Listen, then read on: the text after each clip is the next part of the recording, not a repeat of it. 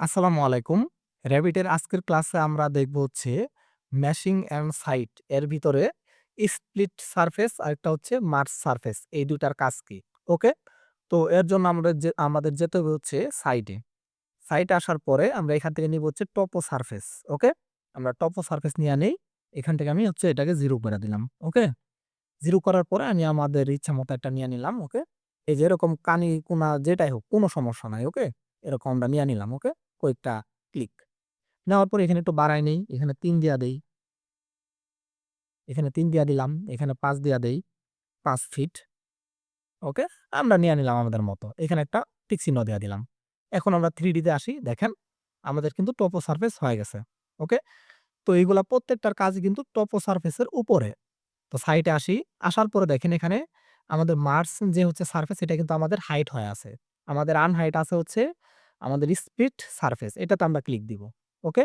Click দেওয়ার পরে এটাতে মূলত হচ্ছে কেটে ফেলে এটাকে। এটাতে ক্লিক দেওয়ার পরে এটাকে ১ম এ সিলেক্ট করতে হবে। এটাতে যদি আমি ক্লিক দেই দেখেন এটাতে ক্লিক দেওয়ার পর আমাদের কিন্তু এরকম এডিট করার অপশন আসছে। এখান থেকে আমরা নিলাম হচ্ছে এরকম করে নেই। এটা মূলত হচ্ছে কেটে ফেলতে পারি। আপনার যদি জমির সাইডে অন্য কারো জমি থাকে আপনি সেটা কেটে ফেলতে পারবেন। আমরা এটা কেটে ফেললাম। ওকে? আমাদের এতটুকু অংশ হচ্ছে অন্য মানুষের, তো আমরা এটা রাখবো না। ওকে? এখান থেকে টিক চিহ্ন দিয়ে দিলাম। দেখেন এটা একটা আলাদা হয়ে গেছে, এটা আলাদা হয়ে গেছে। আমরা যদি 3D তে আসি, দেখেন ২ টা আলাদা, আলাদা অংশ। তো অনেক সময় জমি এরকম থাকে না? এরকম আপনার কর্নারিং থাকে, তারপর রাউন্ডেড থাকে এরকম। তো এটা অন্য মানুষের জমি। আপনি চাইলে কি করতে পারেন? এটাকে কেটে ফেলতে পারেন, ডিলিট করে দিতে পারেন। দেখেন ডিলিট। আবার কন্ট্রোল জেড দেই, আবার নিয়ে আসি। এখন আমরা আবার আসি। এটাতে চাইলে আমরা কন্ট্রোল জেড দিয়ে আবার পিছনে আসতে পারি। আবার হচ্ছে আমি চাইলে কি করতে পারি? এই পাশে আপনার হচ্ছে আরেকজনের জমি আছে এই সাইড দিয়া। তো সেই ক্ষেত্রে আমরা কি করব? আবার যাই হচ্ছে আমরা এখানে স্প্লিট সারফেস এ এখানে আসার পরে দেখেন এটাকে সিলেক্ট করি। সিলেক্ট করার পরে এতটুকু অংশ সোজাভাবে এবারে হচ্ছে আরেকজনের জমি। ওকে? এই যে আমরা হচ্ছে এটাকে ওকে কইরা দেই। দেখেন এটা আলাদা, আলাদা হয়ে গেল। এখন আমাদের জমিতে কিন্তু ৩ টা ভাগ। একটা সাইড হচ্ছে সমান, আরেকটা সাইড হচ্ছে এরকম এবড়ো-খেবড়ো। তো এই মাঝখানের জমিটা হচ্ছে আপনার। তো এইটা বোঝানোর জন্য কিন্তু আপনি কি করতে পারেন? এই যে স্প্লিট ব্যবহার করতে পারেন। আবার ডিলিটও করে দিতে পারেন। যেমন হচ্ছে এটা আরেকজনের জমি, এটা আমি রাখবো না বা এটা আমি রাখবো না। এটা আমি ডিলিট করে দেই। Select and delete. এই কেটে ফেলার জন্যও আমাদের হচ্ছে স্প্লিট সারফেস ব্যবহার করা হয়। ওকে? এই যে কেটে ফেললাম।